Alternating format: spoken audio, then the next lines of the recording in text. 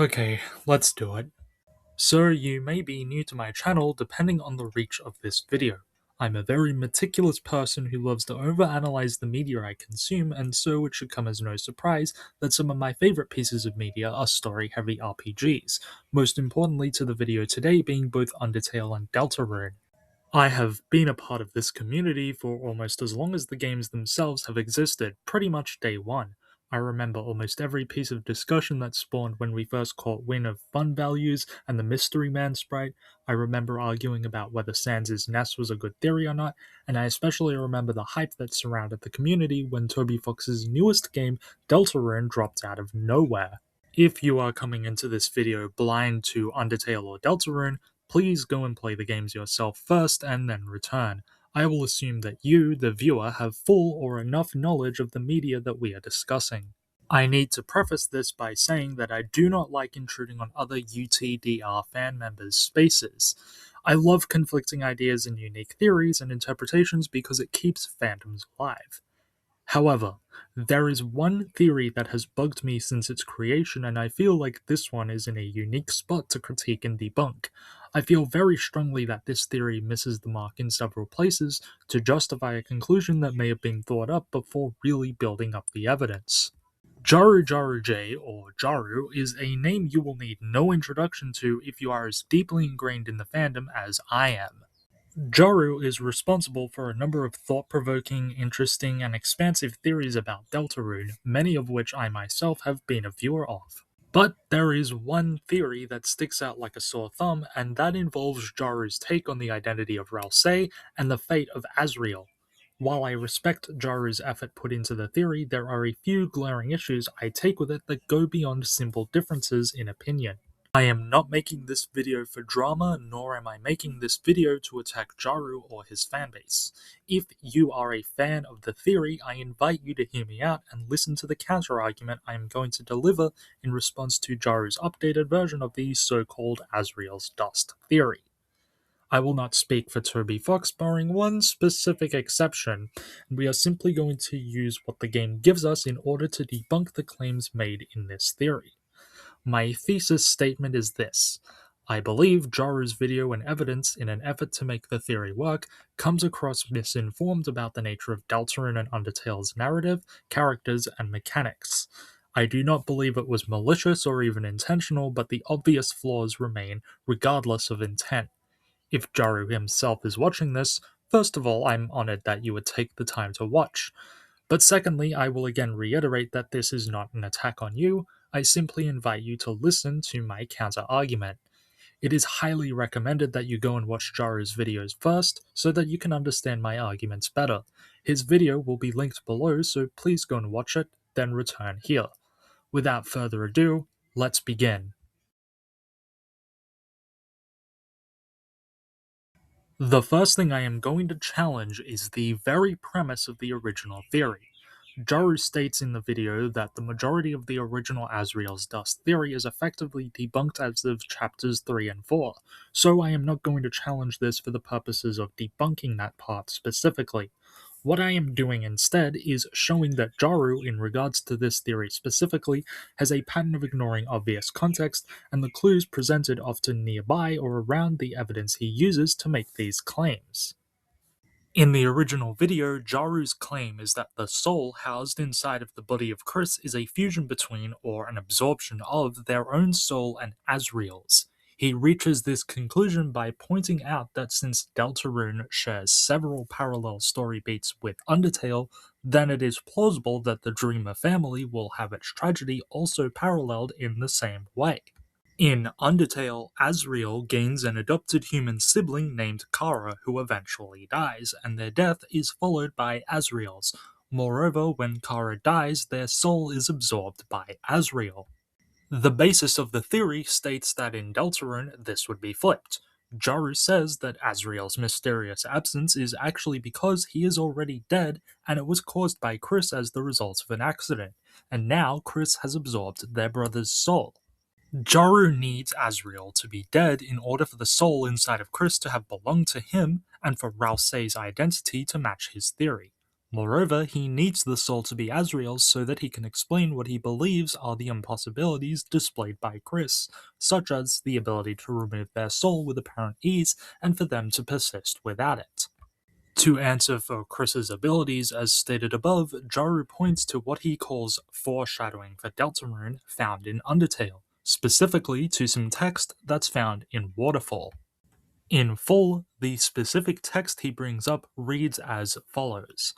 This power has no counter. Indeed, a human cannot take a monster's soul. When a monster dies, its soul disappears, and an incredible power would be needed to take the soul of a living monster. There is only one exception: the soul of a special species of monster called a boss monster. A boss monster's soul is strong enough to persist after death, if only for a few moments. A human could absorb this soul, but this has never happened, and now it never will. As stated in Jaru's video, anything we can infer about the nature of this entity remains in the realm of speculation, as we have never seen what the result of a human absorbing the soul of a monster is in Undertale. However, he goes on to make a leap in logic to explain what he believes the true purpose of the text is. Verbatim, Jaru says that, I think Toby Fox knew that if he explained this entity in too much detail, it would become obvious that we have met such an entity with those exact attributes, and proposes that Kris is this hypothetical entity. Specifically, he cites their ability to remove their own soul and have their body persist without it for a period of time, and believes that, quote, everything we know about souls says that doing this should be impossible.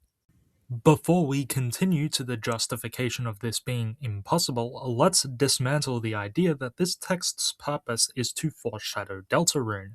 We know for a fact, based on things Toby Fox himself has told us, that Deltarune was conceptualized before the creation of Undertale. Using this knowledge, it is obviously not a stretch to say that some things in Undertale can either foreshadow or be referenced later by Deltarune. The ever-enigmatic character of W.D. Garster is perhaps the best fitting example of this, as his lore and role appears to be crucially relevant to part of Deltarune's very existence, but he was first hinted at inside of Undertale. But just because these things in Undertale could be foreshadowing events seen in Deltarune, it does not mean that's their only purpose. In the case of Dr. Garster, we know that his inclusion is not just to foreshadow a project Toby wanted to release in the future, but he also provides context, lore, and world building surrounding Hotland, the core, and the true lab. The string of text we have isolated in Waterfall serves narrative function in Undertale first and foremost. It provides a backstory for the world we are occupying and explains the justification and fear that led to the human and monster war from the world's past, but it also serves as foreshadowing, not for Deltarune but for a narrative climax in the very game in which it is shown. Undertale has 3 main routes, and in the ending of the neutral route, the goal is clearly defined. Defeat the king of the monsters, take his soul, and use it with your own human soul to cross the barrier. This information, however, is only told to us explicitly by Dr. Alphys after we defeat Mettaton and begin to make our way towards New Home. The isolated text exists primarily to set up this late-game twist in a natural way so that Alphys's revelation does not come out of nowhere. This revelation is especially more impactful for blind players who manage to complete the game up to this point without killing a single monster. While Jaru doesn't say it, to present this text, which is first and foremost deeply tied to the story of the game that it appears in, as if we are sure it's foreshadowing a hypothetical situation for a different game, feels slightly disingenuous. You should provide the full context and explain why you think it would be foreshadowing for Deltarune. But let's assume Jaru is correct and the waterfall text will foreshadow a major event or twist in Deltarune. Jaru's claim is that Kris's actions are impossible unless they have a great deal of power to perform them. He cites Undertale's lore as telling us this should be impossible, but does it actually do that? As a refresher, here is what Kris is capable of that makes them unique to our previous playable character Frisk. Kris has the ability to remove their own soul by forcing it out of their body. They can isolate it and are aware of some higher power having a degree of control over it. Kris can survive for some period of time without their soul, but they are physically weaker and shamble around as if they are a corpse, only becoming revitalized once they reconnect with the soul. What we will be analyzing Undertale for is direct textual or mechanical evidence that explicitly proves that these feats are impossible for a human to do, as that is Jaru's claim. Here is the text cited to make the claim that Kris's feats are impossible. But extracting a soul from a living monster would require incredible power. Besides being impractical, doing so would instantly destroy the soul's host, and unlike the persistent souls of humans, the souls of most monsters disappear immediately upon death. If only I could make a monster's soul last.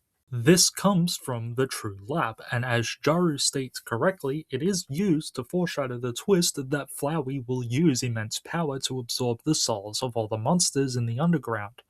But I raise you this simple rebuttal. Where does it say that this is the case for a human as well? Examining all of the text related to the properties of souls tells us a few things. Monster souls are weaker than human ones. Monsters can absorb human souls, and it is theoretically possible for the reverse to happen. A monster will die without its soul. Boss monster souls last slightly longer after death than the average monsters, and human souls persist seemingly indefinitely because of their innate determination. Nothing at all suggests that the fatality caused by removing a soul from its host monster will also happen to a human. But you know what? I will grant a bit of wiggle room. Let's ignore the fact that Undertale's lore, which Jaru cites for proof, doesn't tell us that a human can't persist without their soul. In fact, let's just pretend that entry 3 said living being and did not specify monster. The text there only refers to the act of someone removing another's soul. You know what there's no relevant text about in Undertale? The removal of your own soul. So Kris's abilities, as defined earlier and claimed to be impossible, have no relevant counterarguments found within the text that is used to back up the claim, unless you artificially infer that the mechanics of souls are the same for both humans and monsters, something which we know for a fact is not true. Jaru, after claiming that what Kris does should be impossible, pivots to say that if it is hard to remove a soul from a living monster, then the fact that humans are stronger means it would be nearly impossible for that to happen to a living human, and he provides evidence in the form of Asriel Dreamer's fight in Undertale. He says that there is no point in either phases of the fight where Asriel explicitly attempts to take the soul of Frisk and uses this lack of an attempt to suggest that it is because Asriel could not do it. I will not let this argument slide, as it fundamentally misunderstands the fight by simplifying it to Asriel didn't try, so therefore he couldn't. Firstly, those two things are not mutually exclusive. Just because someone doesn't try to do something doesn't mean that they can't. I don't try to put peanut butter on pickles, but that doesn't mean I can't physically do so. I just choose not to do it because I have no reason for it, nor do I want to. But ignoring the fallacy here, the fight itself literally tells us why Asriel doesn't do this, and it is annoying that Jaru sidestepped the reason to instead suggest that this fight is solely about numbers. Let's break down the hopes and dreams fight to dismantle this idea. Unless stated otherwise, all footage relevant to this topic specifically comes from Aleph Null. In the final battle of True Pacifist, after he uses the combined power of the 6 human souls plus the souls of all monsters in the underground, Flowey regains his true form, Asriel Dreamer, the Prince of the Underground. In this state, from the very beginning, Asriel's behavior changes. He becomes more aware of himself emotionally and more aware of the player/Frisk. This is in stark contrast to the forced detachment which Flowey normally demonstrates. Keep this in mind. Throughout the time he has transformed back into his true self, Asriel's mental state is more stable and his mind is clearer. Early in the first phase of the fight, Asriel very clearly states that his goal now is not total destruction of the world, but rather a reset of the timeline. Asriel's intent is not to harm, either Frisk or the outside world, and yes, this will be important, so note this as well. The reason he wants to reset the timeline as revealed in the second phase of the fight is because he wants the player to return to this moment in time continuously, as we are supposedly his best friend. Of course, in reality what is happening here is that Asriel believes that the person he is fighting is not the player or Frisk, but rather his sibling Kara, or whatever we name the fallen human. Asriel truly thinks that Kara is the one facing him, and so he does not want to hurt them because he loves them dearly. His naive goal of continuing to reset the timeline over and over is because this is how he believes he and Kara can continue to play together and remain friends. Quite literally, his goal is preservation of a loved one and not the annihilation of an enemy.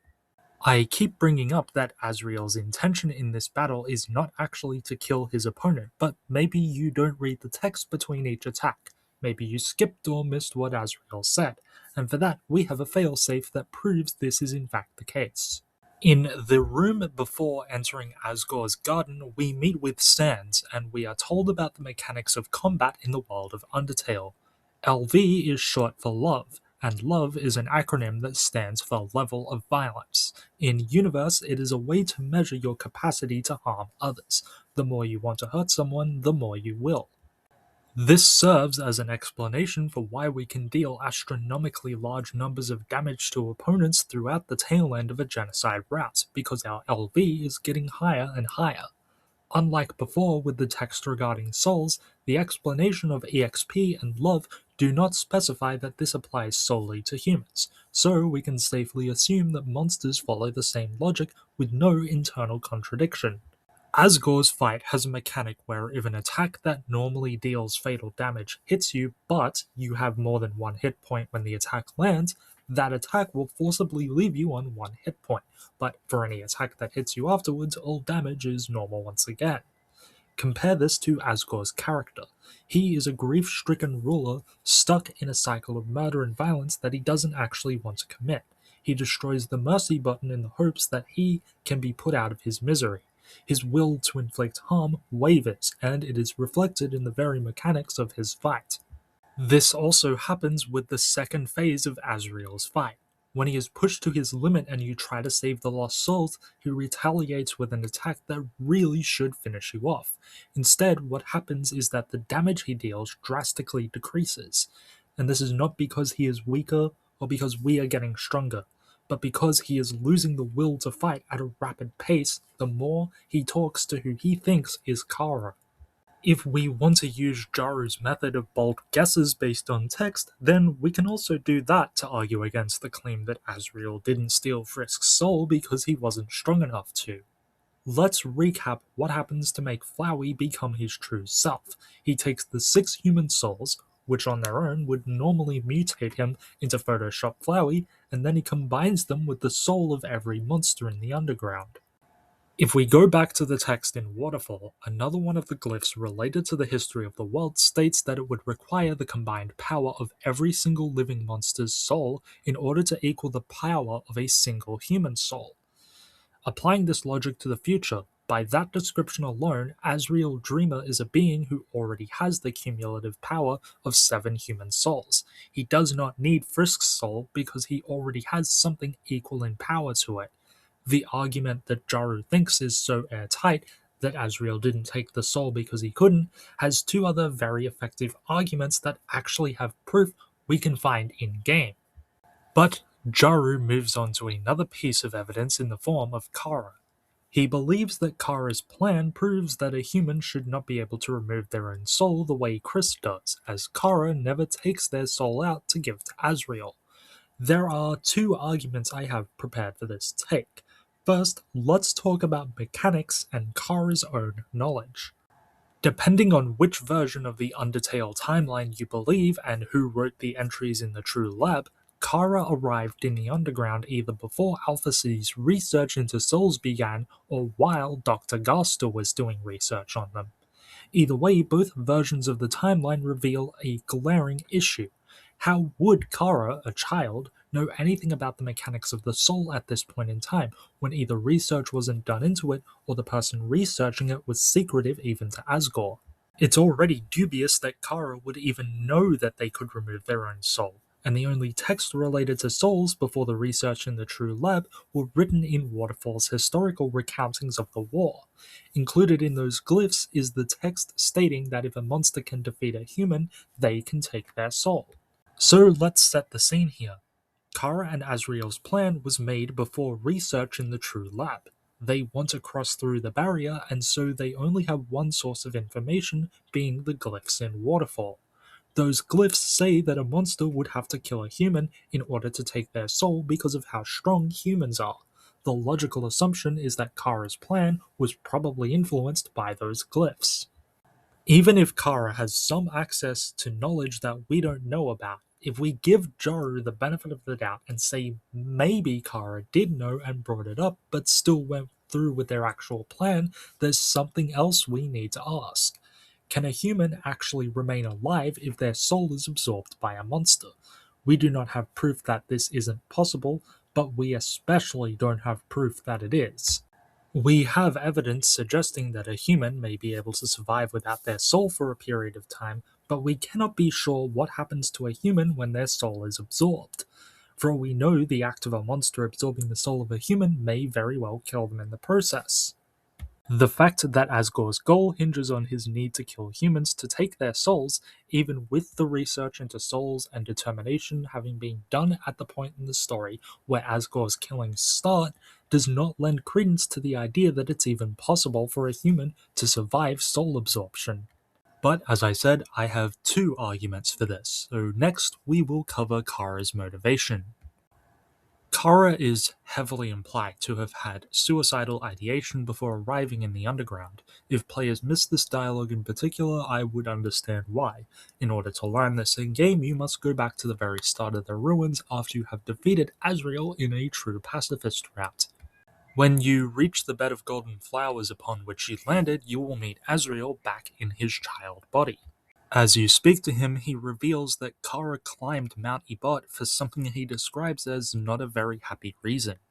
This alone is already enough to make a better argument. After all, Mount Ebott is known as a place where people go to disappear. You're really wondering why the traumatized child who already climbed this mountain specifically latched onto a suicide pact first? If you pair this with Kara's hatred for humanity, the implication is that they scaled the mountain due to some kind of trauma caused by humans with the intent of taking their life. I don't believe there is another way to reasonably read this text, so we will assume that this or something similar is in fact true. Suicidal ideation doesn't just disappear over time. If Kara's not a very happy reason for scaling the mountain is tied to their hatred of humanity, then consider the context of their plan further. The plan requires that Kara knows what the barrier is, how to destroy it, and likely how it was made. Learning that it was made by humans, the very thing we know for a fact they already have a strong hatred of, it's not too far-fetched to assume that learning more negative things about humanity triggered a relapse of the habits that led them to the underground in the first place. In accepting this as a possibility, the question should not be whether or not Kara's plan needed them to die, but rather why their plan involved their death in the first place. Jaru's next point, and one that he maintains is crucial to the theory in the updated evidence, is that Asriel's death would be the primary motivation for Kris to open a Dark World and team up with seemingly unsavory characters such as the Roaring Knight and the hometown's mayor, Carol Holiday. Now, if Asriel's dead, then yeah, I'd agree with that. There's no way Asriel would be dead and Kris just wouldn't care based on what we know about them. But there is a lot more to Kris and to the narrative surrounding the game than just the possibility that their brother is dead. And again, this is only a possibility with nothing 100% confirming that this is the case. In Jaru's own words, it appears that Kris does in fact love their friends and family. With this in mind, it broadens the scope of possible motivations for their behavior. First, let's work with what we have in chapters 1 and 2, which means we cannot factor in that Kris needs a motive for working with Carol or the Roaring Knight, as these are elements that we only learned about afterwards. Furthermore, let's shrink the pool of possible evidence even further to the exact time frame in which the original theory was posted, which was before the release of the Spamton sweepstakes. Before Chapter 2, we do not really have a way to know what Kris's motivations would be, and it is only at the very end of the first chapter where we learn that Kris and the soul are two separate entities. Chapter 2 does give us a little bit of room to work with when it comes to determining a potential motivation. Based on only what we actually see in game, a logical reason for Kris wanting to open a dark world inside of their own house could be general escapism that is tied to and shared with Susie, their newfound friend. At the end of Chapter 1, Susie's tough girl persona breaks and she tells Kris she really wants to try going into a dark world again tomorrow. In Chapter 2, when opening the computer room door in the hometown library, we are shown the entrance to another dark world. Upon realizing this, Susie more or less says that they can use the adventure in the dark world as an excuse to skip their group project. You have two prompts to answer. The first is, let's go, which has Susie remark with, yeah, let's just drop the act, showing that Kris might also share the same interest in the dark world adventures as Susie, enough for Susie to pick that up. She could be projecting, but the dialogue's enthusiasm seems to imply that Kris does like the adventure. The second prompt with which to answer is, let's use the computer at my house, to which Susie replies that Kris's statement, while factually correct, is wrong because Susie just isn't that type of person. And so long as Kris is her friend, they will be roped into the adventures too. The fact that Susie is confident enough to say this to Kris and comfortable enough being her true self around them means that, at the very least, the pair have a shared camaraderie that seems to be tied to the chance to explore these dark worlds. Lastly, Kris does not object to Susie visiting their house at the end of Chapter 2, which is where we see them opening a dark world, bringing Susie in with them. In my opinion, by that point in the release timeline, all material logically points to Kris wanting to simply continue going on dark world adventures with Susie. It's admittedly not that strong because we simply did not have enough of a story to piece together for Kris at the time, but it shows Asriel's hypothetical death is definitely not the only possible motivation. In fact, since we knew about the night at the time, my own theory before Chapter 3 released was that Kris's actions in the end of Chapter 2 were to set a trap for the Roaring Night. The sequence shows Toriel calling the police to tell them about the slashed tires, which means for sure that Undyne will be coming over. Kris opens the door to their home before making the dark fountain leading into the TV world. At the time, I don't think we had a reason to suspect beyond speculation that the Knight had the ability to move into the light world, and that's what my speculation was based on. The idea that, with the knowledge of Undyne coming over, Kris was going to make a dark world to lure the Roaring Knight in, confront them for long enough to keep them busy, then let Undyne handle it when she inevitably visited. Of course, we now know that is likely not the case, but the point stands. There were more ways to read Kris's motivations that did not involve placing a bet on a scenario with no strong precedents in the game to back it up.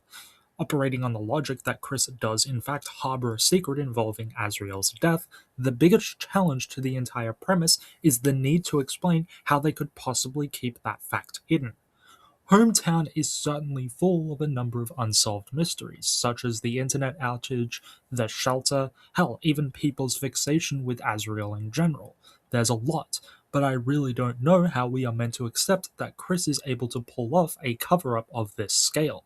Sure, let's be generous. Most people in Hometown aren't going to be aware of everything that's happening. I don't expect Caddy, Bratty, Pizza Pants, or the Icy guys to go about investigating things. And while Undyne is a bit goofy, she obviously means well enough to come over to the Dreamer house as quickly as possible to investigate Toriel's claims in Chapter 3. But we don't need the average Hometowner to really push back against this. We only need one. Toriel Dreamer. Since day one, Toriel has been defined by her overwhelmingly protective maternal instincts and her keen intuition that is only really clouded by how overbearing and emotional she is. In Undertale, she tells us that she explores the ruins day by day for the express purpose of finding a fallen human child, hoping that if one did ever arrive in the underground again, she could protect them and prevent them from ever reaching Asgore to spare them from being killed. When Frisk arrives, she immediately slots herself into the role of adopted mother, as she prepares several years' worth of activities, a curriculum, and living arrangements before the next day even rolls over. She had been preparing for this exact scenario where she would need to be the caring mother of a child once more. She labels puzzles in the ruins so that you can't possibly be confused about what to do. She sets up a training area with a dummy only to teach you how to peacefully resolve fights so that you don't get harmed, and even admonishes the nearby monsters for merely coming to look at you. Despite suffering alone in crippling isolation, so much to the point that the only outside connection she has is sand speaking to her through the door of the ruins, she makes a grand reappearance at the end of the game's true pacifist route, despite being absent for a majority of the time. The reason for this, of course, is to stop Asgore when she learns that Frisk is in danger of becoming his next victim. She willingly risks her life to come to your aid and stands up to Asgore despite the strength he boasts, speaking him down from continuing his goal. Deltarune continues this tradition beginning in Chapter 1 when she drives Kris to school. When we exit the car, Toriel walks Kris inside while holding their hand, and Kris looks down in what is implied to be embarrassment. Once in there, she hugs Kris. This doting and caring behavior is so noticeable that Kris's classmates make jokes about it at their expense both in and out of school, and Susie especially uses it to mock Kris briefly. On the topic of Susie, her realization of Toriel's love for Kris is enough for her to not seriously harm them because she wouldn't want to make Toriel have to go through the loss of a child. As an aside, I don't remember if Jaru actually brought up this line, but it would have been a good piece of evidence when talking about the parallels, but I digress. At the end of Chapter 1, it is revealed that Toriel repeatedly tries to call Kris's cell phone, even though they weren't really gone for that long, and expresses relief when Kris says that they were just with a friend. There is no world where the Asriel's dust theory can exist with this character who is defined by, joked about, and given attention to the fact that she loves her kids. Toriel may be aloof, sometimes socially misaligned, and maybe a little misguided, but she is not stupid or neglectful. I just fail to believe that if Asriel were dead, she wouldn't know about it, and I certainly don't think Kris could pull the wool over her eyes to do so either. You may argue that Toriel could be unaware due to her emotionally repressive tendencies. Maybe she wants to ignore the possibility that Asriel died. Well, alright, let's use something that Jaru himself is going to use, the mechanics of boss monsters. Jaru will later use this when talking about Rudy, so it's totally fair game for us to use it here. In Undertale, it is established that boss monsters cannot physically age past a certain point unless they have an offspring. The reason for this is that in order for their offspring to grow up, they need to absorb the magical energy of their parents. This is why Toriel and Asgore have been around for so long, because when Asriel died, their energy stopped being siphoned. Assuming the same is true of Deltarune if Asriel died, do you not think that Asgore and Toriel would notice that they aren't losing energy? If they are still aging, then going by the rules established in Undertale, then that should mean Asriel is alive. We don't know if they are aging or not, this much is true, and I concede that of all the counterarguments, this is my weakest for sure. But if Jaru is willing to use boss monster aging as a piece of evidence to support something later, we need to consider its place on the characters who introduced the mechanic to us in the first place. Personally, I still don't believe the mechanics across Deltarune and Undertale are the exact same, but we have to look at every single possibility when tackling a theory of this scope. So with that, the video's recap ends with Jaru conceding that Asriel's dust theory in its original form does not hold up to the challenges presented by chapters 3 and 4, although it already had a slew of challenges prior to that too, as we have laid out, but I digress. That said, Jaru remains very attached to the theory, and thus the 2.0 version was born. I respect this for the most part. Obviously, we all have our ideas we really want to see come true, and especially if they are theories we have personally sunk a lot of time into. Jaru says that the 2.0 theory is supposed to be bigger, better, and stronger than the original. Now there's a reason I covered the original points in this video instead of just jumping into the new content right away, because if the 2.0 theory is claiming to be better, then the major issues pointed out in that first version should be accounted for in this one. Several glaring issues appeared in my debunk of the original theory, including missing context, assumptions in the absence of hard evidence, conflations outright creating new lore that doesn't exist, and ignorance of character motivations and arcs, whether intentional or accidental. It's never fun to admit when a theory you are really invested in is wrong, so on principle alone, I do respect that Jaru conceded that the theory, as it originally was, could not survive. The 2.0 theory should, at the very least, be able to give us a much stronger foundation than its predecessor. So let's begin where Jaru does and look at what points he still believes are true. Jaru remains firm that Asriel is dead, his dust creates Ralsei, that Kris is the cause of or feels as though they are responsible and shows immense guilt, and that reviving Asriel is their biggest motivation and why they would collaborate with the Roaring Knight and Carol Holiday. With chapters 3 and 4, we really need to bring into question whether or not we have nothing else to point to as a motivation for Kris's actions. Additionally, we now have access to the Spampton sweepstakes to give us more context, and more importantly, we have hindsight, meaning we can go back to old parts of the story with new information. The Spampton Sweepstakes was a charity fundraiser that also served as an ARG, teasing content coming in chapters 3 and 4. It's where we heard the name Tanner, where we were reminded about Mike, and very importantly, it's where we began to learn that a previously assumed background character was going to be incredibly important to the narrative. In Chapter 1, this character is briefly mentioned by Noelle, but in Chapter 2 we learn a little more about her and Noelle's desire to find her. She seems to be paired with the ominously named Lost Girl OST, so the premise was clear even with very little information. December is missing under suspicious circumstances and Noelle wants to find her. The Spampton sweepstakes blew the whole lid off the mystery, and ever since they dropped, December has been patient zero when it comes to any conspiracies surrounding Deltarune, and rightfully so. Noelle and Kris are very clearly stated to have been friends in the past. We know this through Noelle's own recounts of her and Kris being around each other and the general closeness of the Dreamer and Holiday families.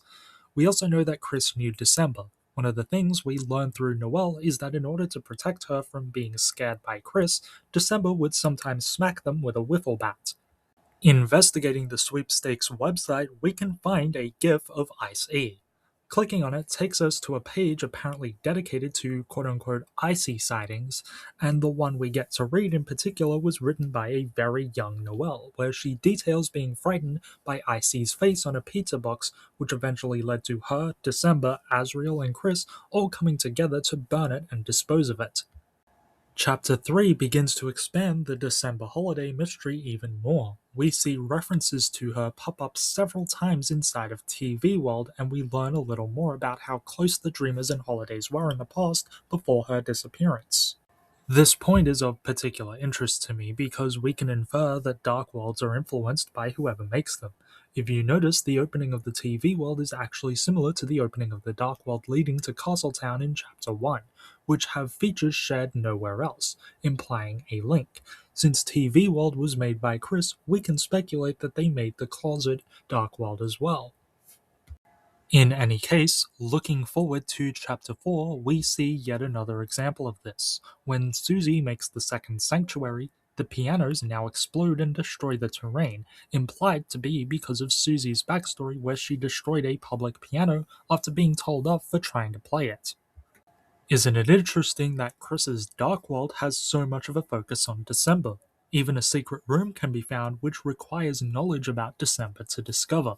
It tells us she is important in Kris's life, on par with Asriel, whose name also shows up several times. Then in Chapter 4 we finally get to visit the holiday house and actually go into December's room, learning through environmental clues that it's highly likely she and Asriel were dating. By this point we know for a fact that December is given a lot of narrative relevance that only seems to keep getting stronger and stronger as each chapter releases. The fact that she's become important does not necessarily mean Jaru's assumption is wrong though. She could be important while still having Asriel's return as Kris's primary motivation. The point is, we now have a candidate with real tangible evidence supporting them. So Jaru says he still believes Asriel's absence and the journey to get him back is Kris's primary motivation. That's fine. The problem is that he does not explain how he comes to this conclusion with the context added in Chapter 3 and 4. Why not? The theory needs all the evidence it can get, and if you're sure that Kris feels guilty and responsible for Asriel's death, you need to be able to explain your reasoning. Hell, in fact, I'll even throw Jaru a bone here. In Chapter 4's Egg Room, we learn that Kris might have been in therapy when they were young and may have even had the Forgotten Man as their therapist. Specifically, Kris was part of an art club. In this egg room, you can speak to an unseen NPC who may or may not be so sorry, and they say that this is, quote, where we draw pictures and don't kill each other. Investigating further, we will eventually find a blank canvas for Kris to draw on. They will draw messily until the canvas is completely monochrome, and then draw a tree atop the canvas. When done drawing, the text states that Kris's hand is smudged from the graphite of the pencil. By using the sink inside the room, Kris will wash their hands, but a grey crease will remain on their hands and the text reads, quote, you can never wash it all away. If I was Jaru making this revised theory, I would immediately jump on this because isn't this arguably the biggest clue you could use? The graphite would easily be a good parallel for dust, and the inability to wash it away would be representative of the guilt associated with it. Pair this with Who Might Be So Sorry's dialogue about not killing each other, and you have a really interesting piece of evidence for the theory. I don't think this is about Asriel's death, but even so, I'm just really confused as to why Jaru didn't look at this and use it. When I was reacting to this blindly with a friend, I actually said to them that I bet Jaru would use the egg room dialogue. In fact, it was the original Asriel's dust theory I thought about when I first explored this egg room myself. Maybe Jaru didn't want the video to be too long, and that's totally fair, but then in that case, the recap probably wasn't necessary. Jaru has points he still believes are true, but doesn't give evidence that tells us why he thinks that way. This is especially odd because Jaru does also tell us why he doesn't think some points hold anymore, like the identity of the soul. So if he is aware of what is working against it, why fail to show what came in the newer chapters that strengthens the points you already believe?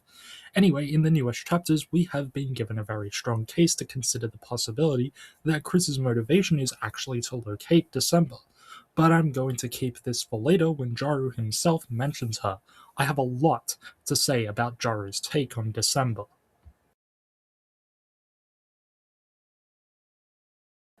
Jaru, before detailing the new version of the theory, responds to some counterarguments that came from chapters 3 and 4. Specifically, we will be looking at his bizarre tirade about the wording of a quote said from Ralsei in regards to the nature of what we are effectively calling Dustners. As we see in Chapter 4 and was speculated earlier, a Dustner is a special type of entity that is made when an inanimate object, covered in the dust of a fallen down monster, transforms inside of a dark world. In the game, Gus and Boom is the first confirmed example of this entity existing. His hammer, covered with his dust, became the Old Man Darkner inside the Sanctuary Dark Worlds. Ralsei later says that darkness patterned after the memory of a loved one tend to only appear in very specific darknesses. Jaru focuses on this but leaves out the context of the entire scene and what comes after, so let's widen the scope and see what even caused Ralsei to talk about this. In Chapter 4, we go through 3 different dark worlds: the Dark Sanctuary, the Second Sanctuary, and the Third Sanctuary. At the end of the Dark Sanctuary, we fail to stop an escape made by the Roaring Knight, despite Susie giving chase as best she can. In the Light World, we get locked out of the church's foyer and need a way to bypass the code on the door. So after some investigating fails to get us any answers, Susie suggests creating a dark world to look for a way past the door. Susie creates the Second Sanctuary, and our first order of business is to look for the old man to see if he knows the code. Instead of the old man, we encounter a distorted version of him, as a statue in his shape begins to take on his role instead. As Ralsei explains after a battle with the statue, the Darkner known as the Old Man simply is not inside of the Second Sanctuary, and then says the aforementioned loved ones quote. Jaru fixates very heavily on the "tend to" part of the quote, saying that the line is a clever misdirection by Toby and that it worked as most people seem to assume Ralsei to be saying it as a hard rule. Firstly, we don't really know that for sure. I don't think people would read "tend to" and take it as a hard rule, but Just because the wording is saying tend and not, for example, only, it doesn't mean that Ralsei is wrong or misleading us. Jaru says the line was meant to throw people for a loop and gets to this conclusion that the very fact that it's Ralsei saying it means it's likely he is lying about the true nature of Dustners to protect Kris. But let's follow the logic here. If Ralsei is a Darkner born from Asriel's dust, and Kris is the cause of Asriel's death, why and how would Kris not already know the true nature of Ralsei? What exactly is Ralsei protecting Kris from in this moment? Kris has to simultaneously be aware of or responsible for Asriel's death enough to be actively covering it up, while also not knowing what Ralsei is, while Ralsei does know what he is and is also keeping Kris in the dark about his nature. This seems purposefully convoluted just for the sake of it. Yes, Ralsei sometimes is not completely honest with Kris and Susie, but I do not think this scene is an example of that. The whole point of this scene is that Susie, after learning that Ralsei knew the nature of the old man, confronts him about his reluctance to open up and has Ralsei apologizing and admitting it comes from fear of them knowing the truth. Most importantly, the scene shows Ralsei conceding to be open about what he can while doing what he must to prevent Kris and Susie from learning about the last prophecy. Unless him being made from Asriel's dust is somehow important to the last prophecy, it would honestly just be poor writing to have something said in a pivotal and emotional scene end up being misleading or a lie, as it would undermine the entire scene. Secondly, language is hard, I get it, but tend to could literally just mean Ralsei isn't fully aware of what the rules regarding Dustners are, and so he says that as if to say, hey, this is what I expect, but it could be totally different. I will gladly concede that yes, Ralsei's quote doesn't deconfirm the possibility that he's a Dustner, but do not be disingenuous and suggest that this phrasing could only possibly mean that he's trying to cover up the fact that he is one. There are clearly parts of the prophecy and the world which Ralsei is not aware of. After this scene, Ralsei literally says he doesn't know several things, including the code for the church, Noelle's role in the story, and even admits that Susie is supposed to wear ribbons according to his knowledge, but she doesn't, save for the Legend of Tenor games where this can happen only when we control Susie's sprite. Definitively, we know for a fact that Ralsei is not omniscient. This is why he would say tend to in the context of explaining a Dustner, because he doesn't know the true nature of their creation. So again, while Ralsei's quote might not disprove the possibility of him being a Dustner, nothing in the scene suggests that he is one and that he's covering it up unless you ignore the context of his character and the purpose of this scene. Before I tackle Jaru's newest evidence, I am going to raise a challenge to the entire concept presented by the mere fact that Chapter 3's Dark World even exists. Remember that one of the pillars which Jaru clings to for this theory to work is that Ralsei is in fact a Darkner made with Asriel's dust. Chapter 3's Dark World TV world is created inside of the Dreamer house and gives us a deep look into parts of the history of the Dreamers and the holidays as the two families were close. Both the nature of the TV world itself and Tenor, a Darkner based off of the TV that both families watched, is deeply emotionally invested in the dynamics of both the Dreamer and the Holiday family. During Tenor's fight, we even get a line of dialogue saying that, quote, the family's fighting again. Doors towards the end of the TV world are locked with codes that have relevancy to different members of both families, including, most importantly, 1225 and December Holiday. Of course, we also have the flashback giving us the first sneak peek at both December and Asriel's Deltarune designs, along with their parents and siblings all gathered together watching the television. Several of Tanner's trivia questions relate to aspects of the lives of both families, as well as just random lines of Tanner's dialogue doing the same. This isn't isolated to Tanner either. Ram specifically appears to be a Darkner that is tied to both Kris and Noelle and shares history about them when we interact with him. He also guards the Mantle minigame, which further seems to be tied to Kris's past. TV world is the most important place to look at when it comes to exploring details about the dreamers, and especially when it comes to Asriel. If Ralsei is a darkner made with the dust of Asriel, why does nobody in the TV world recognize him as such? The only possible example we could have had to see if darkners of this form are recognizable by people who knew the original person is the old man, but unfortunately we never got an interaction between the old man and anyone from hometown who knew Gerson personally. But here's the thing. While Gerson may not have been intrinsically important to the church, Asriel is obviously very important to the Dreamer House. You mean to tell me that nobody in TV world would be able to recognize Ralsei as Asriel? But then maybe you want to argue that Ralsei looks more like a younger version of Asriel, and so anyone who would recognize him would be expecting a teenager Asriel. But then you've got to explain Tenna's inability to notice him. He is so stuck in the past that he doesn't even know Asriel isn't living there anymore because he hasn't been plugged in for years. He would be the only possible character aside from Asriel's own parents who would know him for long enough to see him in his child years. To give the theory some fairness, Noelle does in fact say Ralsei looks similar to Asriel, but this is also true of Susie, who compares a photo of Asriel to Ralsei, prompting Kris to go out of their way to point out every difference between the two. The instances of Ralsei being compared to Asriel are only ones where he is called just similar, and one of those instances results in Kris pointing out differences between the two. If Ralsei is a darkner made from Asriel's dust, as the theory claims, something doesn't quite add up. A similar thing happens with the old man and Gerson. Susie sees a photo of Gerson in the light world and instantly recognizes him as looking just like the old man.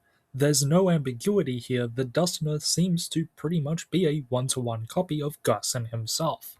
I'm not really going to claim this as hard evidence, but since it did release before Jaru's new video, I'm going to consider it fair game. In the Undertale 10th anniversary stream, we see an overworld sprite of Gerson Boom. Now yes, I'm aware that the sprite is likely non-canon along with a lot of the content in the anniversary stream, but I'd like you to just hear me out on this. The overworld sprite for Gerson used in the stream is only shown from the back, but it is clearly a modified version of the old man sprite from Deltarune. Now, Toby Fox and the team behind the copy of the game used for the stream put in the effort to make new artwork for backgrounds and new sprites for other characters, such as a younger Noelle and someone who may or may not be Berdley's mother. If they wanted to, a new sprite for Gerson could have definitely been made, and yet that's not what we see. That tells me that Gerson and the old man do in fact look identical.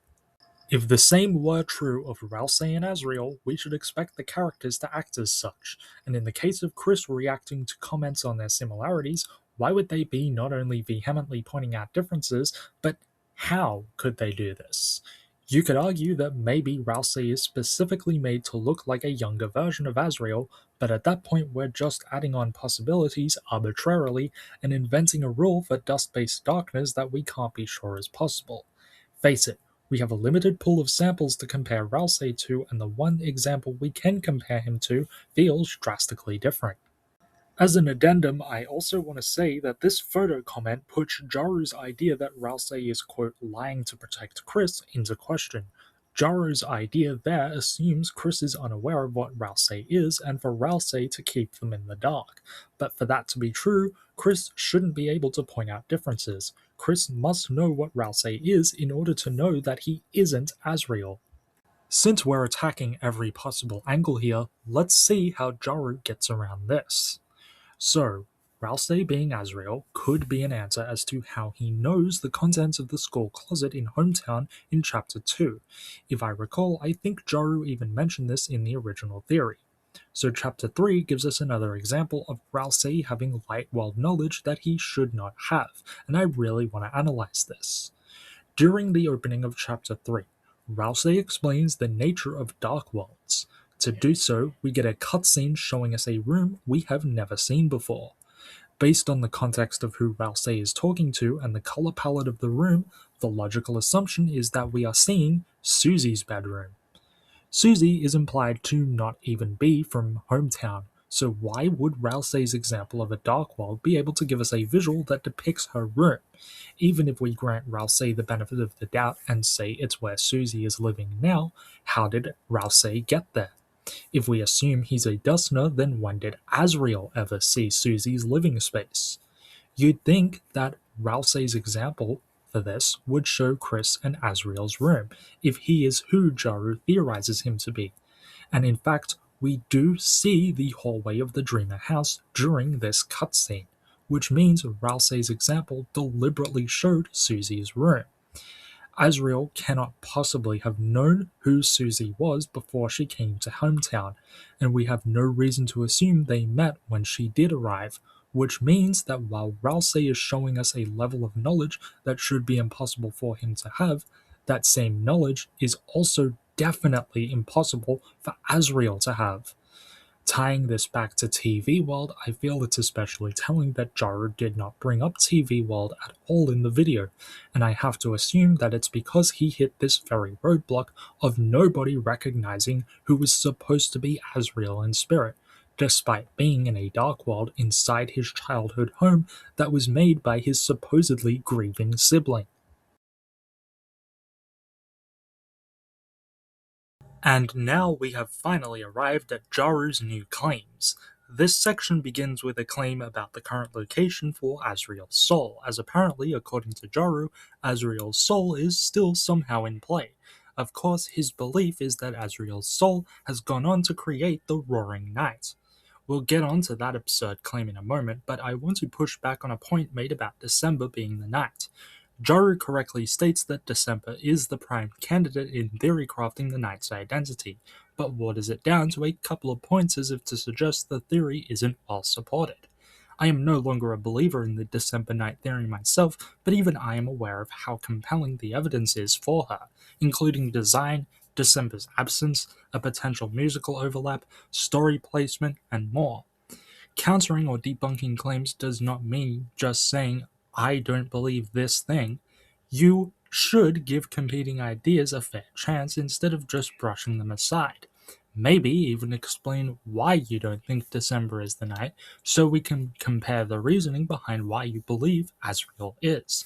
Admittedly, this part is merely a nitpick, and Jaru is obviously allowed to approach theories and script his videos however he pleases. So I don't have any problem whatsoever with the concept that Asriel is the Roaring Night. After all, it's actually one of my favorite counter-theories to them being December. What I take issue with is how Jaru has reached this conclusion, because, like with the 1.0 theory before it, it involves creating new lore that has no basis to even exist. So let's examine the implications of this.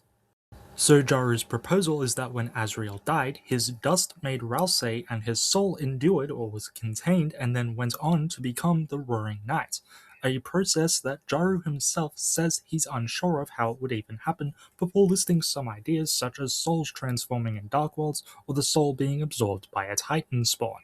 Quote, whatever the case, something happened, is what he says in regards to the process he suggests. This would be fair enough if not for the fact that this process has no precedence set for it. Unlike earlier where Jaru's claim about Kris absorbing the soul of a boss monster at least had something to argue in his favor, this process simply doesn't. I am sure that someone is going to bring up the fact that Jaru correctly predicted the Old Man Darkner. Look, credit where it is due. Obviously, Jaru was right about the fact that Gerson's dust would be used to make a Darkner, but the Oberon Smog theory, while not 100% right in the end, did have a good logical flow to it built upon things from Undertale and Deltarune that we know are true. It was not a stretch to imagine that a dust-based Darkner would show up given the game is about inanimate objects taking on a new form. That is simply not the case here. In fact, I think by even suggesting this idea it begins to make the very narrative structure of Jaru's own theory take some hits. As we have gone over in great detail earlier, boss monster souls can persist after they are killed. They do not, however, persist indefinitely. We do not know that the mechanics of souls works the same in Deltarune, but since Jaru's theory relies on them doing so for some parts of the theory, then this needs to remain consistent too. If Asriel, a boss monster, was killed and his dust made Ralsei, then his soul would have only lasted for a very limited time after death. Jaru believes Asriel's proposed death is an accident, so if this is still true, then how did Asriel's soul get contained? Two scenarios arise from this implication, and neither really help the theory.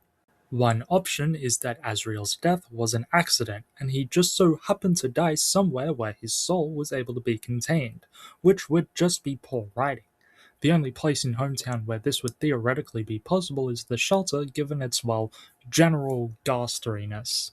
Alternatively, instead of an accident, Asriel was lured to wherever the place is and killed with the intention of his soul being contained. If this is the case, then that throws the entire concept up in flames, because now we would be suggesting Kris premeditated their brother's death.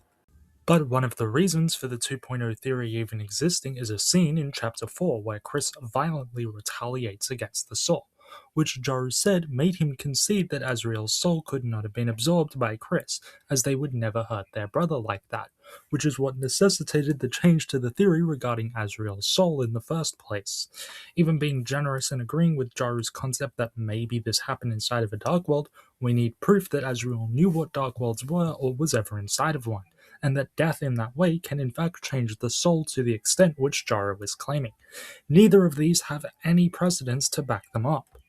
This very issue is what made me personally not believe Asriel's dust theory in the first place, and for a stronger and better theory as promised, I expected the founding claim for it to be more well thought out and researched, but it just ends up being even weaker than what we got prior. You could have stuck with the original claim and just said Kris hates what their brother is doing as an explanation for the Chapter 4 Weird Route scene, and I honestly would have sooner believed that. Next up, Jaru tackles visual evidence and compares the designs for Asriel and the Roaring Knight, claiming that the designs are very similar and help provide a lot of evidence to back up his idea that Asriel did become the Knight. So let's go through them point by point in the same order Jaru does. Every comparison he makes will be put on screen. First, he claims that the swords they wield are, quote, actually pretty similar, and shows the two sprites side by side, but they really don't look that similar at all to me.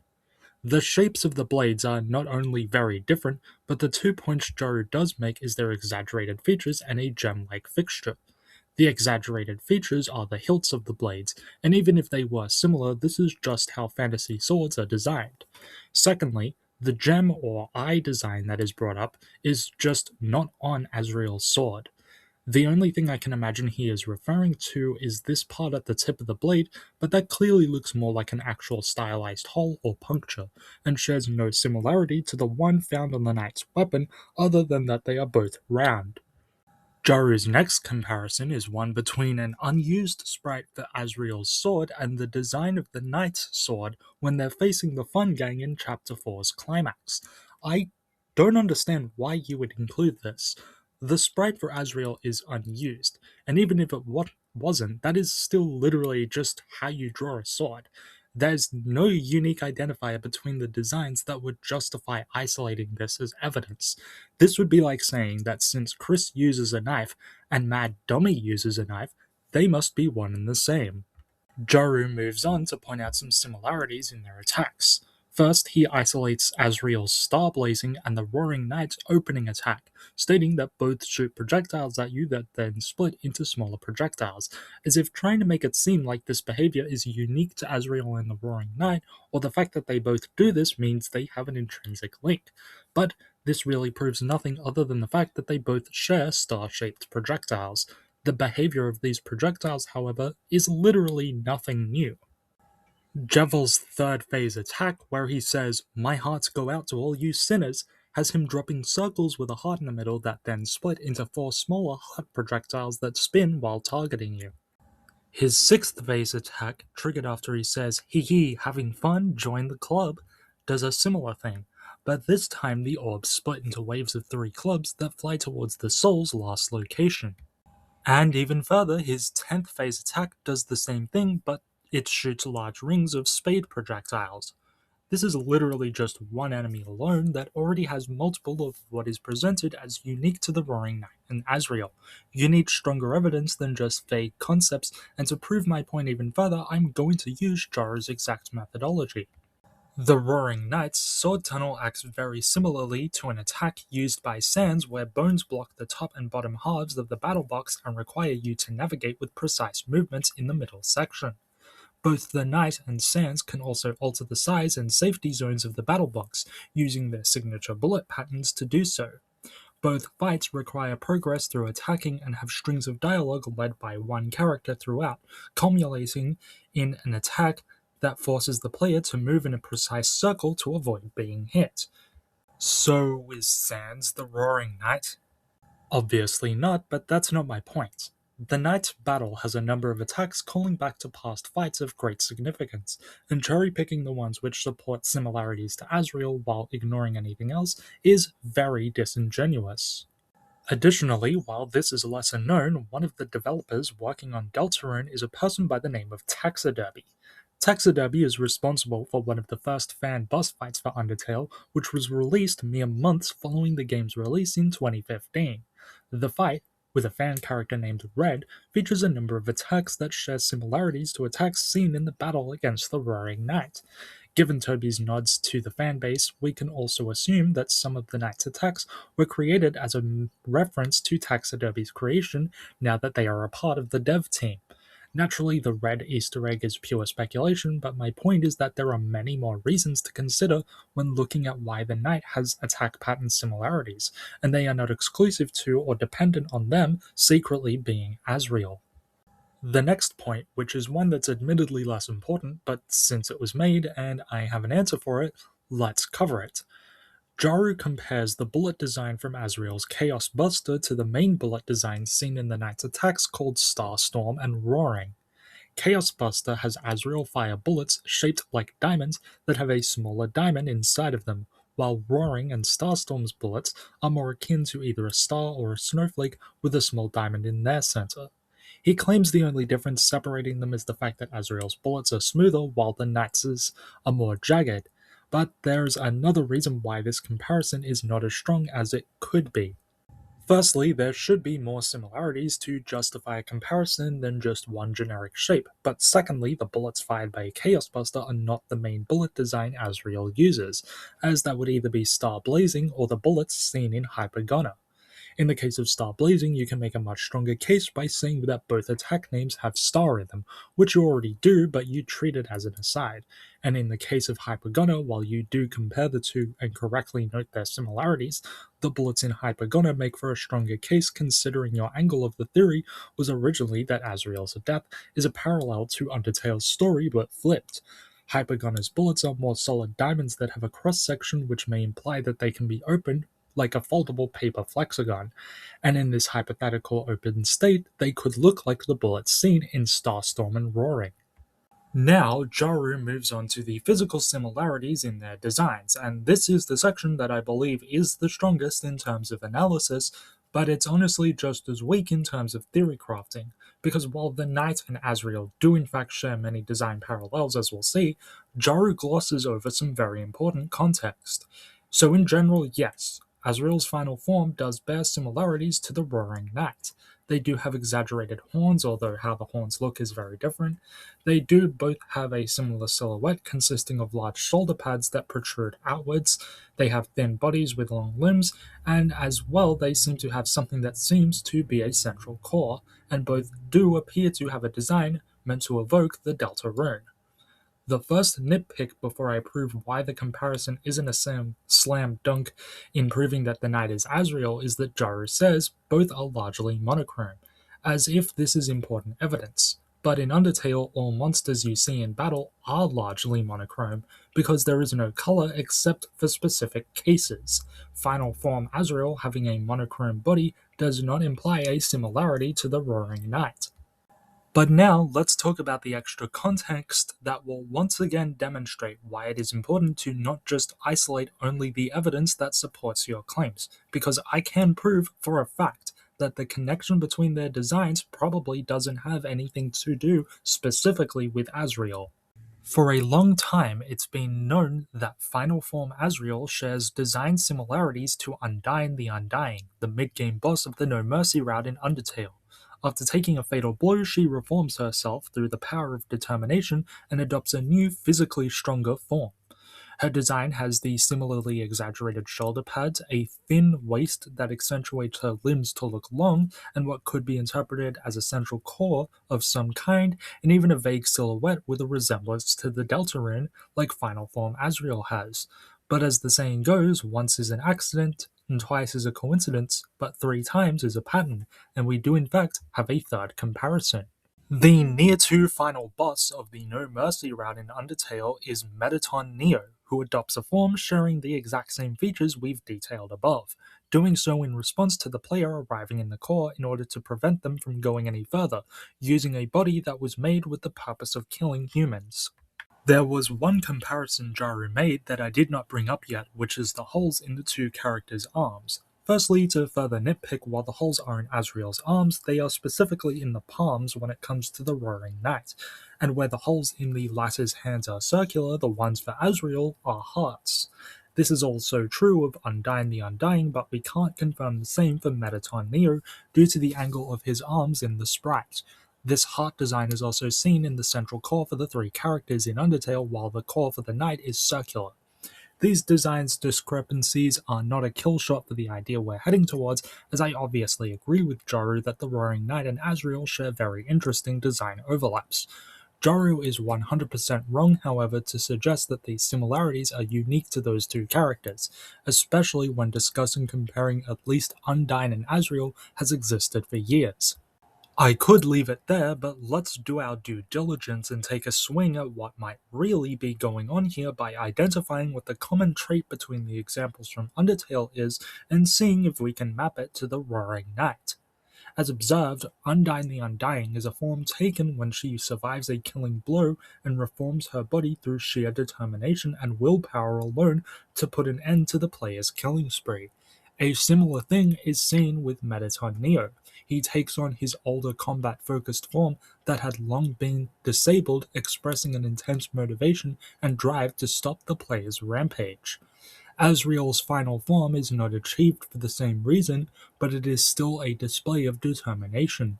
The context, as we covered earlier, is that he believes Kara is the one fighting him, and so he is trying as hard as possible to beat them without hurting them or killing them in order to wear down their determination. But this is not the only link, as each character who looks like this is also connected to something involving the true lab. Undyne's melting body is a visual parallel to how the amalgamates appear in the location. It's the result of a monster's body being unable to contain determination, whether in their own or injected, properly. Mettaton's very existence is the result of Alpha C's research into souls. He is a robot possessed by a ghost given a soul. This research of putting a soul into an artificial body is what led to the creation of Flowey, and while the timeline is, as far as I know, ambiguous, it would mean Mettaton is either a prototype or a refined version of what Flowey became. And Asriel, well, I don't need to explain that. The point is, Jaru claims that the similarities are unique to Asriel and the Roaring Knight, when in reality the latter is a new piece of an expanding design motif that has multiple parts established before Deltarune was even playable. The Roaring Knight having visual design similarities to Final Form Asriel does not prove that they are one and the same when those same similarities are seen with other characters. Instead, we need to ask what can be inferred from the Roaring Knight having similar design motifs to characters who occupy that category. On my own, I already noticed that the Knight felt very similar to an amalgamate, as they have a similarly stretchy, morphing property that allows them to alter their shape and form, which naturally calls to mind the transformative powers of the amalgamates.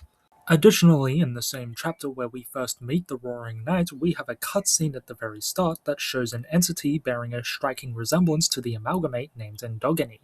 Obviously, this creature probably isn't Endogeny, it has cat features and its colors are inverted, plus its face implies that it is probably image_friend. The point is, we are deliberately being shown amalgamate imagery in the same chapter where an equally amalgamate-like enemy appears, and that may not be a coincidence. Add on the appearance of graves for characters who were amalgamates in Undertale, and 2 separate instances of Everyman appearing in Graffiti and in Javel's carousel attack, and we have a string of evidence pointing towards some conclusion involving determination, and possibly something like the amalgamates returning. What does this mean for the Roaring Knight? I don't know, that's not the point of my video. And now we have reached the absolute. The following section is the entire reason I made this video and wanted to raise this challenge to Jaru. I can forgive the earlier points even if I disagree with them because at the end of the day, whether Jaru is right or not is not important to me. All of the arguments there were the natural next step after I started thinking about this section in particular. While I have no ill will towards Jaru, I wholeheartedly and vehemently not only disagree with the following claim, but I think it is highly irresponsible to make it in the first place. Of course, I am talking about the section of the theory that claims December Holiday is the identity of the soul inside of Kris, the one whose actions are harming Noelle in the weird route, and that through all of this, Kris's relationship with the soul is built on an intense hatred of December herself from Kris's childhood. Not only do I think this misreads the story in its basic form, but if Jaru is right, then the weird route is just utterly reprehensible and dark in a way that I truly believe is unfitting of a Toby Fox style narrative.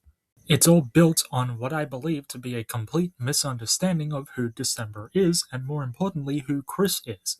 Kris is not a blank slate character we can shove personality, wants, needs, and motives onto. Kris has a backstory and personality that I feel has to be ignored to reach the conclusion Jaru does. But actions speak louder than words, so let's begin by looking at what we're working against.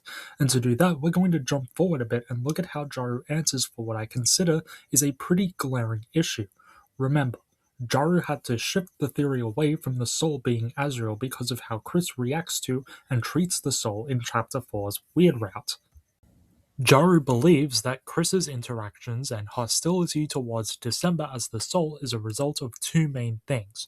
One, that December is aware of and actively working against Kris's plan because she doesn't want them to risk starting the roaring, and two, that Kris hates December.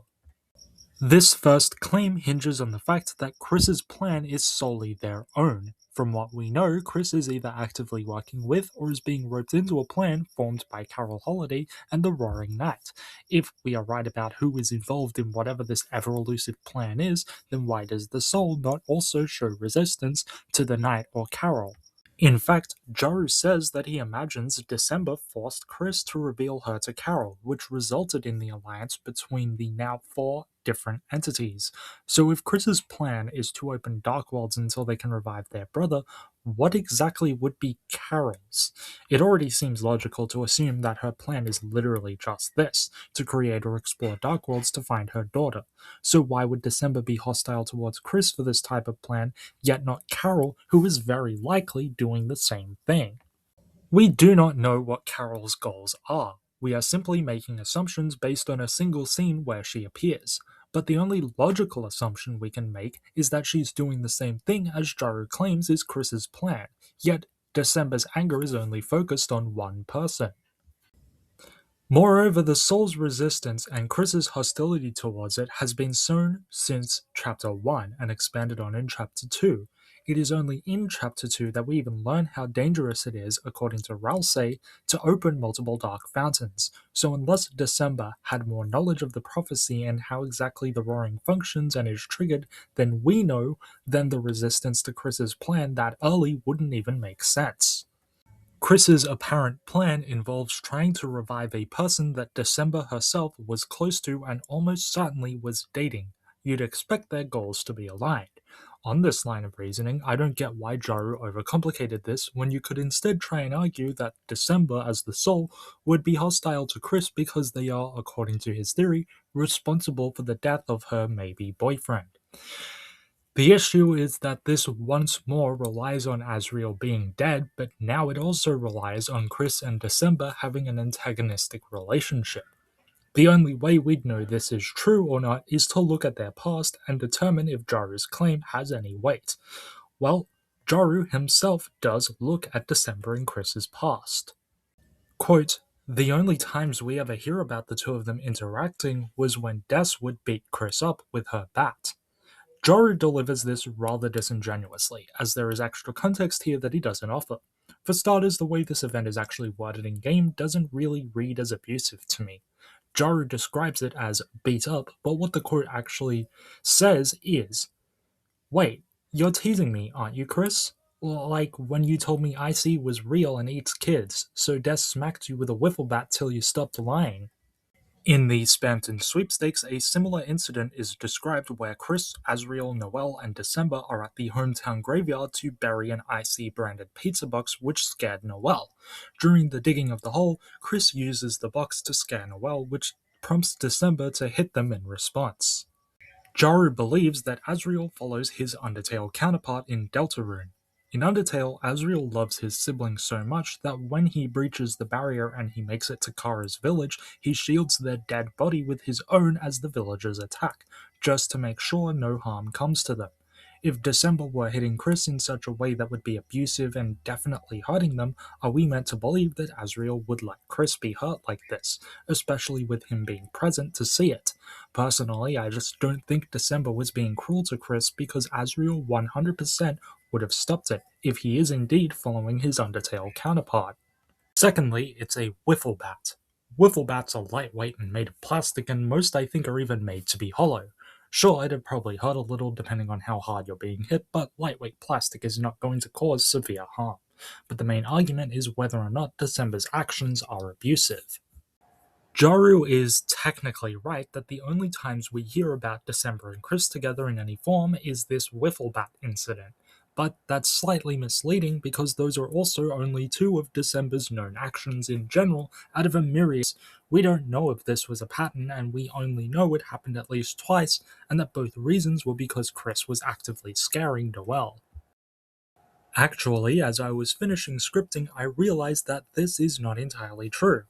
A month before Jaru's video, Toby announced on Blue Sky that Japanese localization for Chapter 5 was underway, and he revealed some dialogue strings from that chapter with no context. One of these strings of dialogues, as you can see, reveals a memory or maybe a photograph of Kris, Noel, December, and Asriel on stage of some kind performing. Kris was a part of December's band according to something that we will learn in the next chapter. So no, Kris and December's interactions weren't all antagonistic, and in fact I believe this makes Lightner's Live make even more sense to be in Kris's Dark World, as we now have hard confirmation that they were in December's band or at the very least played music with her. We cannot and should not definitively say that the wiffle bat incident is abuse when our pool of evidence is so small. We simply don't have enough evidence either way. This section is my weakest point because again, we don't know enough about December and Kris's actions, but the next part Jaru claims is something I think I can far more confidently fight back against, and it's his justification for why Kris hates December. Yes, instead of leaning on the idea that Kris hates December because of those wiffle bat incidents, like I imagined he would have, he pivots to something entirely unsupported. Jaru genuinely thinks that Kris hates December because Asriel was spending more time with her and thus less time with them. Look, I will grant you this. Kris could theoretically harbor resentment towards December for the wiffle bat incident. Sure. But where on earth are you getting the idea that Kris felt jealous of her for being around Asriel? As a piece of evidence, speculation, I guess, Jaru assigns Kris's love for piano directly to this unsupported claim that they learned it specifically to win Asriel back. Weird wording aside, while we don't exactly know why Kris began to learn the piano, there's really nothing that would indicate that this is the case. Jaru points to another one of those blog posts written by Noel that we can find on the Spampton Sweepstakes website, where she details the many times where Kris would come over to her house and play with her, only to, after a while, freeze up and then go play the piano while pretending that they were going to get a snack. He uses it to frame it in a way that suggests Kris's freezing happens because they remember Asriel and December are getting close and may even be upstairs together while they and Noel are downstairs. What Jaru leaves out from this is the extra context surrounding it. Kris, first of all, would stop whenever they realized Noel was watching them play, implying insecurity about their ability or maybe even a certain fear of being spectated while playing the piano. Additionally, Noel's blog further reiterates that when left alone, Kris would continue to play, for what would sometimes be hours even as she fell asleep. So that blog post is first and foremost about Noel and Kris and their friendship. It's very obvious the two are close. Note that Kris stops whenever Noelle is watching them play, but has no issue continuing to play even though she can definitely still hear. To me, this signals that Kris's behavior and the act of playing the piano is actually intrinsically tied to Noelle. Maybe they are playing it for her but don't want her to know this, so they feel more comfortable playing in isolation but close enough for her to hear it. Nothing in the blog post and nothing in any other interactions with pianos throughout any of the chapters so far hint at anything involving December or Asriel. New information could change that, but what we have now fails to support this idea. Now, on the topic of the piano, Jaru has an addendum in the video which suggests that December's soul is the reason for the mismatch in what instruments we can and can't play. Consistently, when presented with an opportunity to play the piano at the hospital, what would happen is sets of keys would be played that results in discordant sound. This clashes with what we know about Kris, being that they love the piano and are good at playing it. For many, the assumption was that as the soul, we don't possess the same skill set needed to play it, so it would result in the discordant sounds.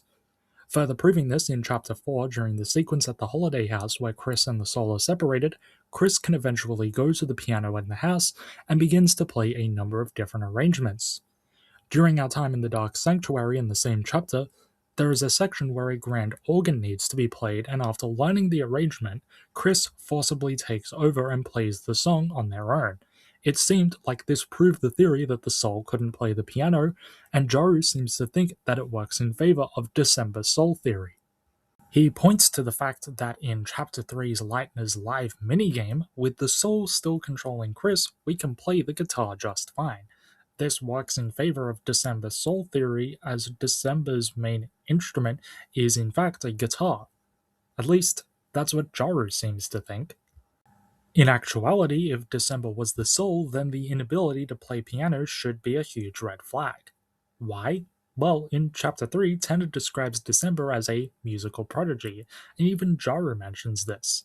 While December's main instrument is a guitar, there's nothing stating that it's the only instrument she can play. In fact, you can even see a violin in her room.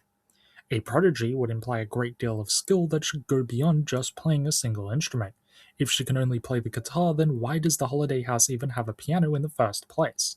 Noelle is not stated to play it, and neither are Rudy and Carol, and I highly doubt that they brought it just for Kris to play. Giving this idea the benefit of the doubt, there's a much more obvious answer for this discrepancy, and something that Jaru doesn't bring up at all. You see, in addition to Kris finally being able to play the piano in Chapter 4 on their own, so can we. In fact, it's mandatory to play the piano to solve several puzzles and to unlock the door leading to Chapter 4's Shadow Crystal Holder.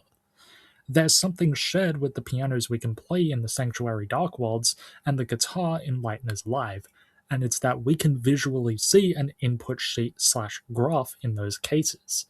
Whereas the pianos in the hospital and the holiday house never give us a HUD to display inputs on. But Jaru doesn't consider this because this only works if you believe that the soul is actually the player and not an existing character in universe like December.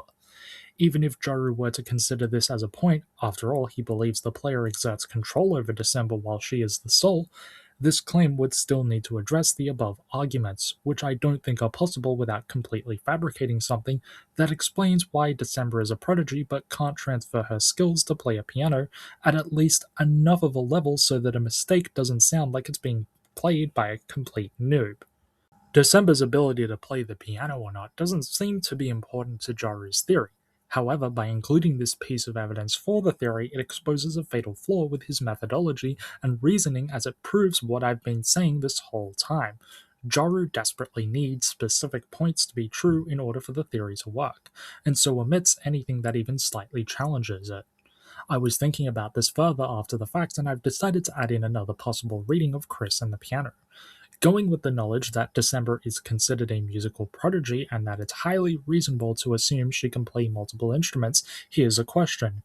From whom did Kris actually learn to play the piano?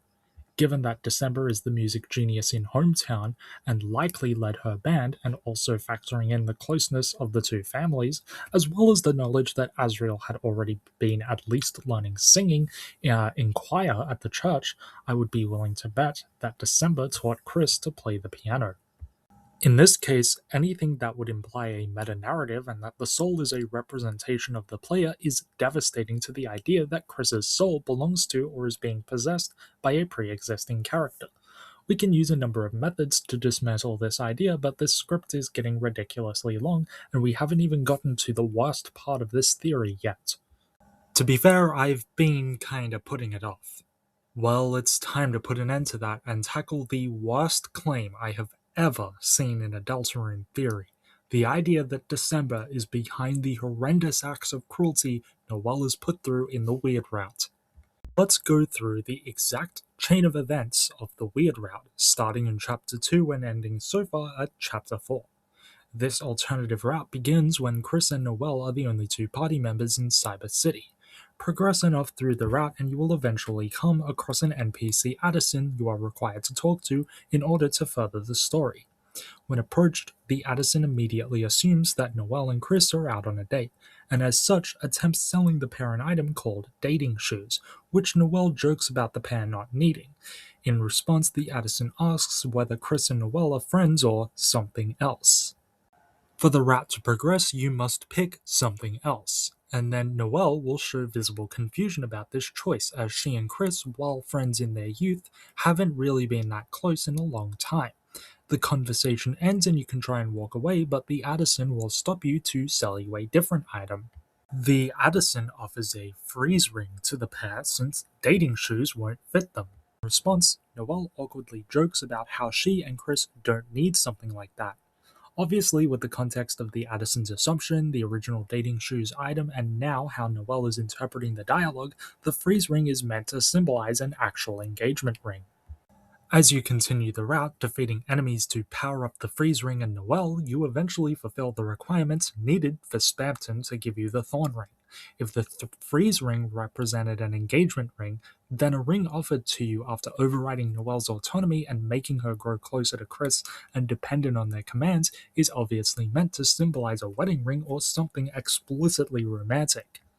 If you continue the route into Chapter 4, during the sequence in the holiday house, things get even more obviously romantic. In the normal version of the house visit, it is obviously set up as Kris, more or less, being Susie's wingman for her get-together with Noelle, while also being an infiltrator to snoop for clues about the shelter. Noelle very clearly sees the visit as romantic, and it's proven with how close she and Susie get. In the Weird Route, this changes dramatically. Noelle interrupts her time with Susie to talk to Kris alone in her room. It's during this sequence where Noelle explains her dream and the thoughts about the past day and how she feels connected to Kris. At any point during this scene, you can end the route and Kris's actions are explained as a weird prank that Noelle eventually gets over. But if you take control of Kris again, we continue the route and forcibly make Noelle wear the thorn ring. Given its earlier connotations, we are asserting control over Noelle and binding her to who she thinks is Kris, in a way which she perceives as romantic. Furthermore, at the end of this chapter on the Weird Route, Kris will receive a phone call from Carol Holiday. Carol says that Noelle is, quote, looking forward to going to the festival tomorrow with them. In each other instance of the festival being mentioned in Chapter 4, it's treated as a date. Noelle asks Susie if she's going to go with anyone to the festival, and the latter has to be vague about her wanting to bring Ralsei into the light world. In order to answer this, she says that there was a boy she wanted to bring along, which is obviously worded as and taken by Noelle as if Susie is crushing on a boy.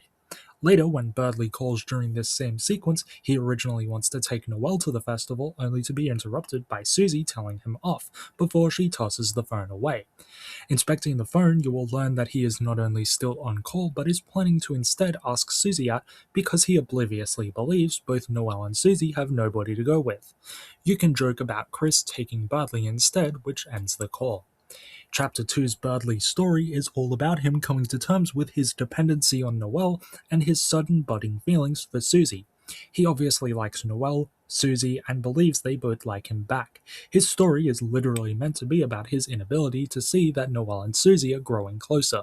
He too sees the festival as a potential date. If those instances are framed as romantic outing, then the potential Kris and Noelle festival get-together is obviously also meant to be seen as a date.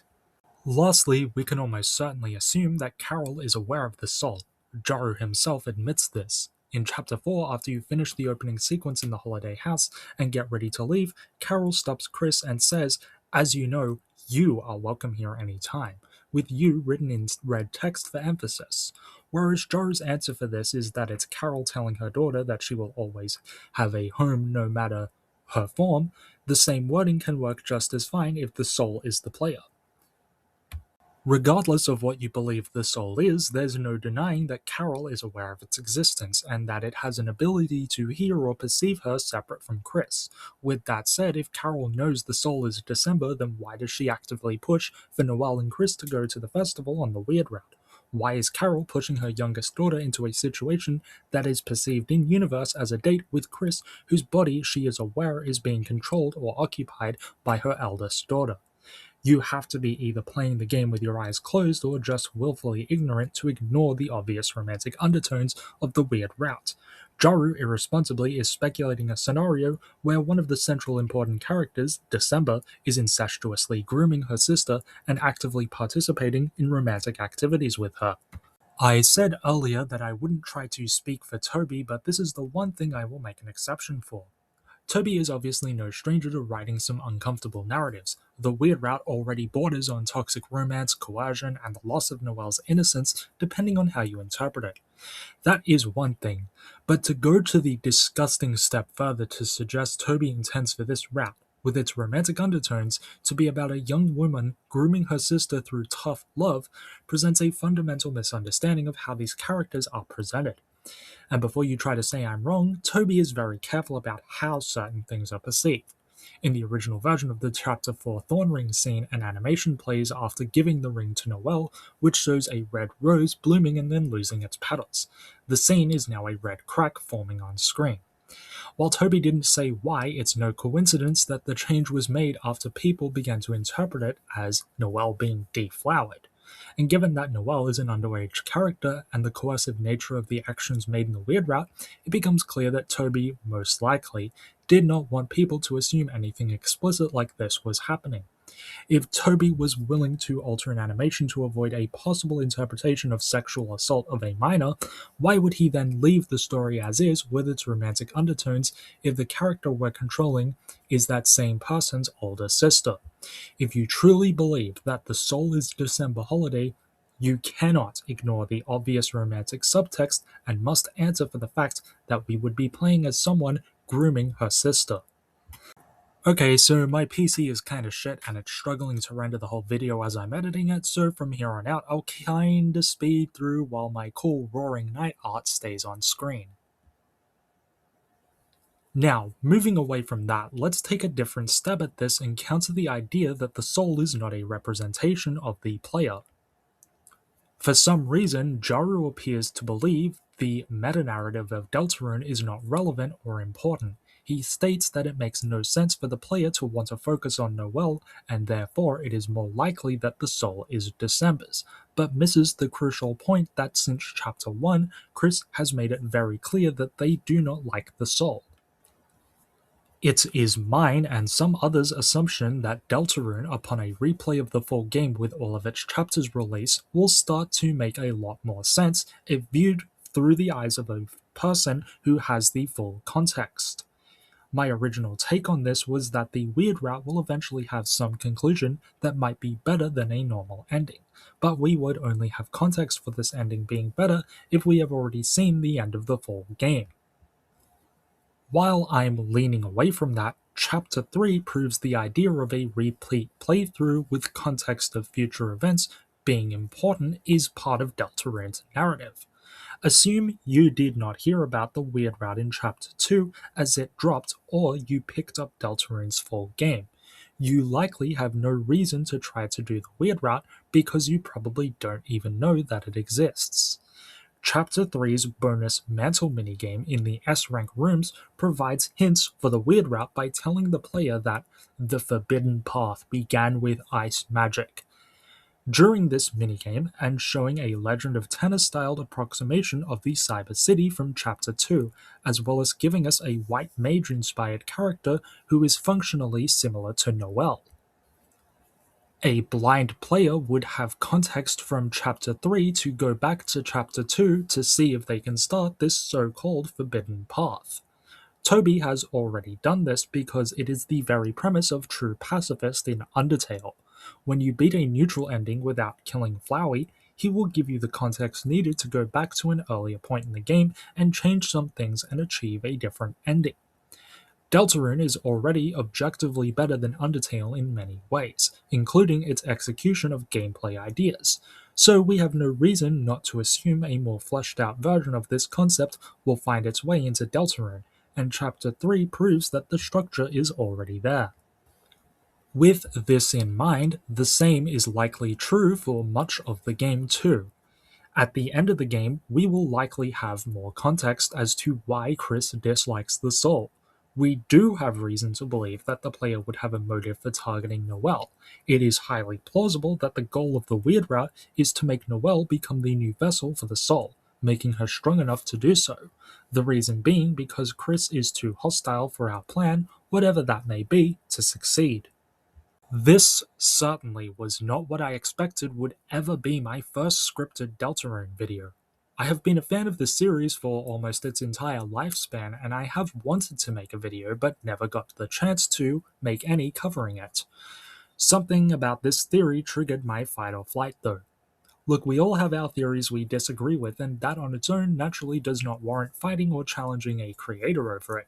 But this really just doesn't come across as a theory to me, at least not a well thought out one. It feels more like fan fiction with a theory label. Okay, look, in all seriousness, I get why this happened. The original Asriel's Dust theory died with the release of the new chapters, and Jaru just didn't want to let go of it. But by doing so, he ended up making a weaker argument than what he originally claimed, in my opinion. There's some good observations made in this video, I'm not denying that, but good observations mean nothing when they're presented in a way such that it misinterprets or outright makes up context. Jaru, if you are watching this, I don't want you to take offense to the fact that I'm challenging this theory so strongly. In fact, I'd love to see your response to the counters I've raised. I really do think I have made an airtight argument for almost everything, and if you can work around those, I'd be excited to see a new version of the concept without those issues. Additionally, many thanks to Jaru for allowing me to use screenshots of his video for mine. In any case, I am tired of talking for this long and this script is getting enormous, so let's end it out here.